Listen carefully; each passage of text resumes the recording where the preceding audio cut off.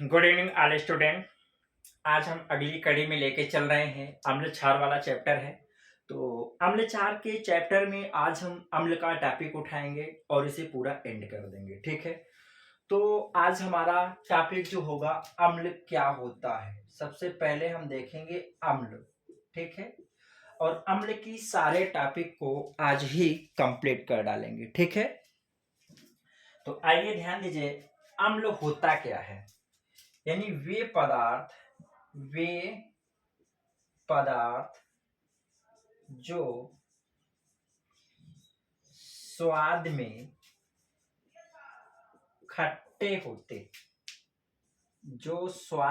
खट्टे होते हैं उन्हें अम्ल कहते हैं।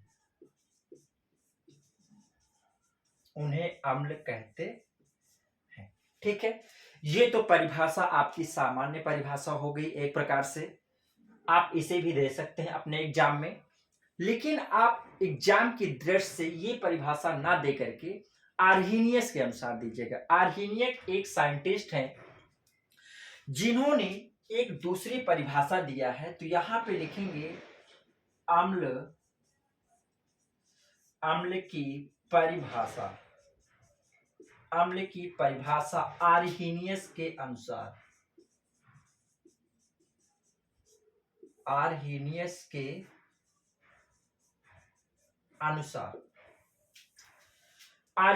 के अनुसार जो अम्ल की परिभाषा होती है, वे पदार्थ जिन्हें जल में घोलने पर हाइड्रोजन प्लस आयन देते हैं, उन्हें अम्ल कहते हैं। बात समझ में? तो कहने का मतलब हुआ कि ऐसे पदार्थ जो स्वाद में खट्टे होते हैं उन्हें क्या कहते हैं? अम्ल कहते हैं। जैसे आपका नींबू होता है, खट्टा होता है। आंवला होता है, खट्टा होता है। ठीक है। इमली होती, क्या होती? खट्टा होता। सिरका होता, क्या होता? खट्टा होता। तो ये सारे पदार्थ आपके क्या होते? अम्ल कहलाते। सारे के सारे पदार्थ क्या कहलाते? अम्ल कहलाते हैं। ठीक है। आर्हीनियस ने ये बताया कि ऐसे पदार्थ होते हैं जिन्हें हम जल में घोल दिया जाए, जिन्हें जल में हम क्या कर देते हैं? घोल देते हैं। अगर जल में घोलने पर वे अगर हाइड्रोजन प्लस आयन देते हैं तो उसे हम क्या कहते हैं? अम्ल कहते हैं। उन्हें क्या कहते हैं? अम्ल। उदाहरण के लिए हम जैसे लिखना चाहेंगे HCl अम्ल, जिसे कहते हैं हाइड्रोक्लोरिक अम्ल। क्या होता है?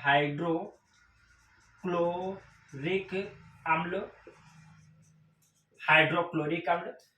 दूसरा है जैसे HNO3, जिसे हम कहते हैं नाइट्रिक अम्ल, जिसे हम क्या कहते हैं? नाइट्रिक अम्ल। अगला उदाहरण देखेंगे H2SO4 होता है, जिसे हम कहते हैं सल्फ्यूरिक अम्ल। क्या बोलते हैं? सल्फ्यूरिक अम्ल। तो ये हमारे क्या होते हैं? अम्ल होते हैं। आई होप आपको ये पूरा टॉपिक क्या हो गया होगा? समझ में आया होगा। आई बात समझ में? तो अम्ल क्या होते हैं? वे पदार्थ होते हैं जिन्हें जल में घोलने पर हाइड्रोजन आयन देते हैं, उन्हें क्या कहते हैं? अम्ल कहते हैं। मेरे साथ बोलिए, तुरंत याद हो जाएगा। बोलिए, अम्ल वे पदार्थ होते हैं जिन्हें जल में घोलने पर हाइड्रोजन प्लस आयन देते हैं, उन्हें कहते हैं अम्ल कहते हैं। आई बात समझ? बिल्कुल आसान परिभाषा है। आई होप आपको याद हो गया होगा। ठीक है। अब देखते हैं अम्ल के रासायनिक गुण। आपसे पूछा जाता है कि अम्ल के रासायनिक गुण दीजिए। ठीक है।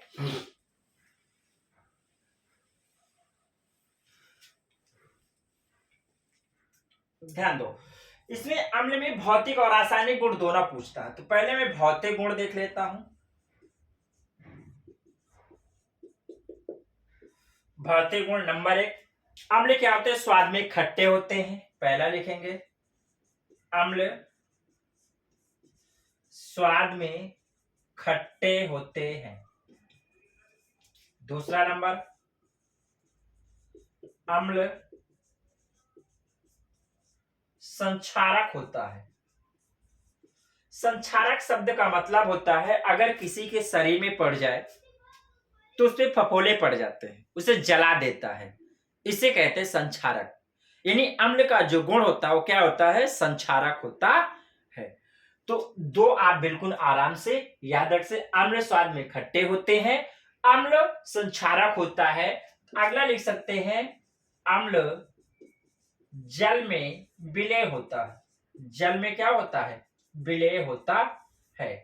अगला लिखना सकते अम्ल का पीएच मान, अम्ल का पीएच मान 7 से कम होता है। अम्ल का पीएच मान क्या होता है, 7 से कम होते हैं। तो ये 2 3 4 गुण आप आराम से क्या कर सकते हैं, लिख सकते हैं। तो ये रहा भौतिक गुण। आई बात समझ में? आई होप आपको समझ में आया होगा। तो अम्ल पढ़ लिया, अम्ल के आपने क्या पढ़ लिया, भौतिक गुण पढ़ लिया।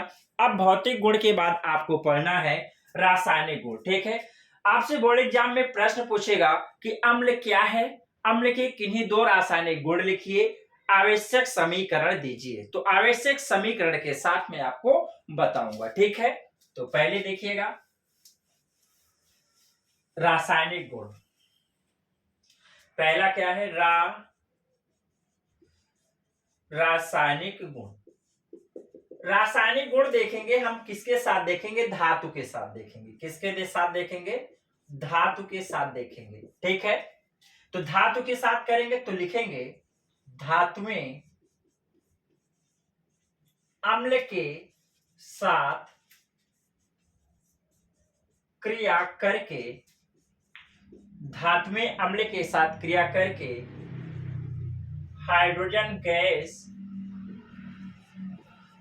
देती है। धातुएं अम्ल के साथ क्रिया करके हाइड्रोजन गैस देती है। जैसे यहां पे मान लीजिएगा आपका सोडियम धातु है, सोडियम की अपक्रिया हमें किससे करा देना, HCl अम्ल से करा दिया। किससे करा दिया, HCl से, यानी हाइड्रोक्लोरिक अम्ल से।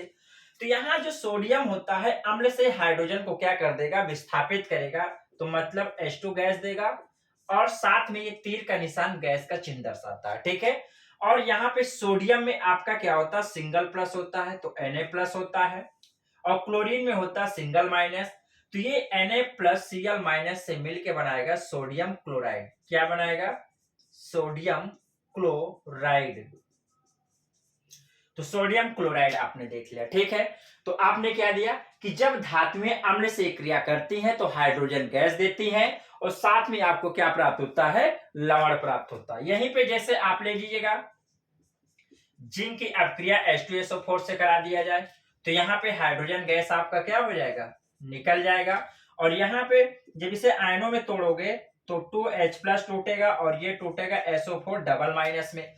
अब जिंक में आपके पास कितने प्लस होते हैं, डबल प्लस होते हैं। तो दोनों, इसका प्लस और इसका दोनों माइनस एक दूसरे को निगलेक्ट करेगा, तो ये इसके साथ जुड़ेगा तो क्या बन जाएगा, जिंक सल्फेट बनेगा। क्या मिलेगा, जिंक सल्फेट। क्या मिलेगा, जिंक सल्फेट प्राप्त होगा। आई बात समझ में, ये भी आपको समझ में आवा। तो पहले आपने अपक्रिया क्या पढ़ी कि जब धातुओं की अपक्रिया हाइड्रोक्लोरिक अम्ल यानी अम्ल से कराते हैं, हाइड्रोक्लोरिक अम्ल, सल्फ्यूरिक अम्ल, नाइट्रिक अम्ल, एस्टिक अम्ल, कार्बोनिक अम्ल, जिनसे भी करवा दे सबसे आपकी रिएक्शन हो जाएगी। आई बात समझ में। दूसरी अपक्रिया हमें पढ़ना है, यहीं पे देखना, पहला हो गया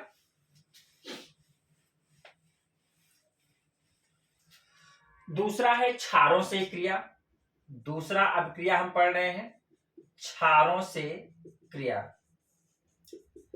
देखो क्षारों से क्रिया क्या होगा, जैसे यहाँ पे क्षार हमने लिया सोडियम हाइड्रोक्साइड लिया, और यहाँ पे अम्ल लिया HCl लिया। जैसे NaOH के साथ हम कैल्शियम हाइड्रोक्साइड लिया, दूसरा क्षार हमने क्या लिया, कैल्शियम हाइड्रोक्साइड, और हमने यहाँ पे लिया H2SO4, ये अम्ल लिया। ठीक है, ये 2 रिएक्शन के माध्यम से हम समझ लेंगे। तो बताइए जब इसको आयनों में तोड़ेंगे तो कैल्शियम में कितने आते हैं, डबल प्लस आते हैं। OH में सिंगल माइनस, लेकिन 2 OH है इसलिए 2 लगा दिया जाएगा। यहाँ पे H2SO4 तोड़ेंगे तो हाइड्रोजन H प्लस में आएगा, 2 हाइड्रोजन है तो 2 मल्टीप्लाई कर देंगे। SO4 में कितने आयन होते हैं, डबल माइनस होते हैं, प्लस माइनस आपस में क्या होंगे, चेंज होंगे, तो ये आपस में जाएगा तो क्या बनाएगा, 2 OH और 2 H प्लस मिला के 2 H2O बनाएगा, तो H2O कितने बनाएगा, 2, और ये यहाँ पे इसके साथ जाएगा तो 2 प्लस माइनस आपस में कैंसिल, तो CaSO4 बनाएगा, कैल्शियम सल्फेट। ये आपका कैल्शियम सल्फेट और क्या बना लिया, जल बना लिया। कैल्शियम सल्फेट आपका क्या होता है, लवण होता है, और ये आपका जल है ही है। इसी प्रकार इसको तोड़ेंगे तो ये आपका OH माइनस टूटेगा और ये Na प्लस टूटेगा, ये आपका Cl माइनस टूटेगा, ये H प्लस टूटेगा। तो बताइए H प्लस और OH माइनस मिल करके क्या बनाएगा, जल का निर्माण कर लेगा, और साथ में Na और Cl से मिल करके क्या बनाएगा, सोडियम क्लोराइड का निर्माण करता है। किसका निर्माण करेगा, सोडियम क्लोराइड का निर्माण करेगा। तो आई होप आपको समझ में आया होगा। तो मैंने आपको क्या बताया, क्षारों से क्रिया, क्षारों से क्रिया कराएंगे, यानी जब अम्ल की अभिक्रिया, अम्ल की अभिक्रिया जल से कराते, जल अम्ल की अभिक्रिया क्षार से कराते हैं, क्षार से कराते हैं तो लवण तथा जल प्राप्त होता है, प्राप्त होता है। ठीक है, तो आपने क्या सीखा, जब अम्ल की अभिक्रिया किसी क्षार से कराते हैं तो लवण तथा जल प्राप्त होता है। इसे उदासीनीकरण अभिक्रिया कहते हैं। क्या कहते हैं, उदासीनीकरण अभिक्रिया कहते हैं, उदासीनीकरण अभिक्रिया कहते हैं। और उदासीनीकरण अभिक्रिया वेरी मोस्ट इंपॉर्टेंट क्वेश्चन है आपके बोर्ड एग्जाम की दृष्टि से। आई होप आपको समझ में आया होगा, आई बात समझ में। अब देखिएगा, अब हम किससे अभिक्रिया करा रहे हैं, कार्बोनेट से। हम किससे अभिक्रिया कराएंगे, कार्बोनेट से। 2 हो गया, अब देखो कार्बोनेट से करा लिया जाए, तो हम करा रहे हैं कार्बोनेट से। तीसरा नंबर है आपका कार्बोनेट से। कार्बोनेट का मतलब होता है जो CO3 डबल माइनस होता है उसे हम क्या कहते हैं, कार्बोनेट कहते हैं। कार्बोनेट क्या होता है, जो CO3 डबल माइनस होता है उसे हम क्या कहते हैं, कार्बोनेट कहते हैं। बात समझ में आई। तो अब देखिएगा, जैसे हमने लिया यहाँ पे सोडियम कार्बोनेट Na2CO3 प्लस हम अब क्रिया करा दे रहे हैं हाइड्रोक्लोरिक अम्ल से करा दें, यहीं पे कार्बोनेट ले लिया जाए और अब क्रिया हम H2SO4 से करा दें। ठीक है, तो दोनों से अब क्रिया देख लो। देखिए, जब इसको तोड़ेंगे तो आपने, मैंने पहले ही बता दिया कार्बोनेट क्या होता है, CO3 डबल माइनस होता है। तो यहाँ पे क्या होगा, CO3 डबल माइनस, यहाँ पे Na प्लस में टूटेगा, यहां भी आपका टूटेगा Na प्लस में और CO3 डबल माइनस में। 2 सोडियम है तो 2 मल्टीप्लाई, 2 सोडियम है 2 मल्टीप्लाई कर लेंगे। इसको तोड़ेंगे तो H प्लस मिलेगा और Cl माइनस, इसको तोड़ेंगे 2H प्लस मिलेगा, SO4 डबल माइनस। ये सारी चीजें आपको पता होंगी। अब ध्यान समझना, जो कार्बोनेट होता है ये कार्बन डाइऑक्साइड और डबल ऑक्सीजन अलग कर देता है। आई बात समझ में।